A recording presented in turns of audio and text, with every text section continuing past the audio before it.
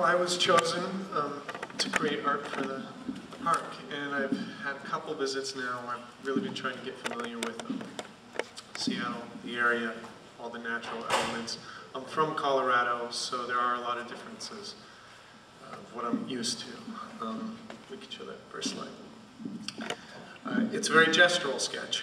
It's not intended to show you exactly what it's going to look like, but what I'm leaning towards are these two volumes.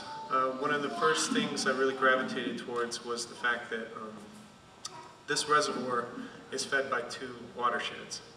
It's unique that way, and it's interesting to me as almost a mechanical confluence. There's a lot of things in our lives that kind of meet at a certain point, and I think that's an interesting relationship to play off. So I'm thinking of these two forms that are almost attracted to each other. There's a gravity between the two of them. There's a mass. There's also this incredible cavernous container underneath this park that, you know, once they put the lid on that, we're going to kind of forget about it. We're going to forget about our water source. We're going to forget about the water we're drinking, that is depleted every time we turn that tap on. You know, they fill it back up, but these are all issues that right now, when you see the water, you just intuitively are reminded of that. So I want to somehow represent this energy of this massive volume of water underneath the ground. You can, the next one. Another element is just actual water. I want to create a reflective surface that isn't always full of water. During the summer dry months, it'll dry out. And once again, it's a very simple concept, but I think it's important to bring back those reminders of the element of water. When it is full, it's the rainy season. When it's not, it dries out. And I was fortunate enough today to actually go to the Cedar River watershed and go within the area where you can see the lake. And I learned a lot of really interesting things about how low that lake actually gets in the summer.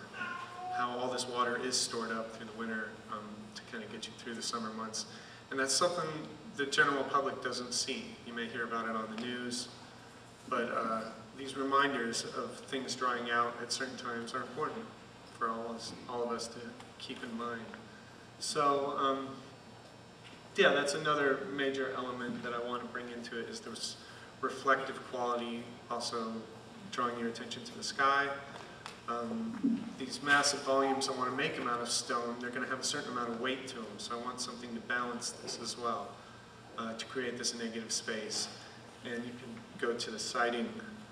I'd like to site it, we'll see what SPU says, but over by the rain garden or the bio shed.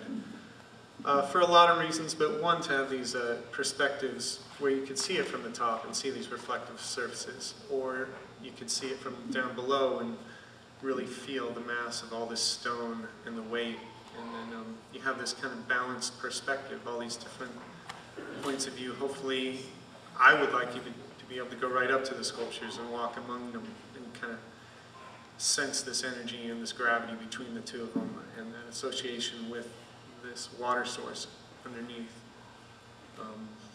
So we'll see. As far as siting, you know, we'll see what they let me do. I don't know how much access they want people to have to the bio shed.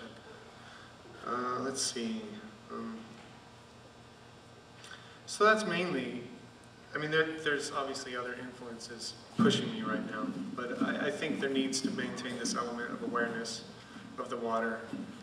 And I'd like, as far as the stone, I'd like to use stones from both the Toll River area and the Cedar River area to once again draw in that connection.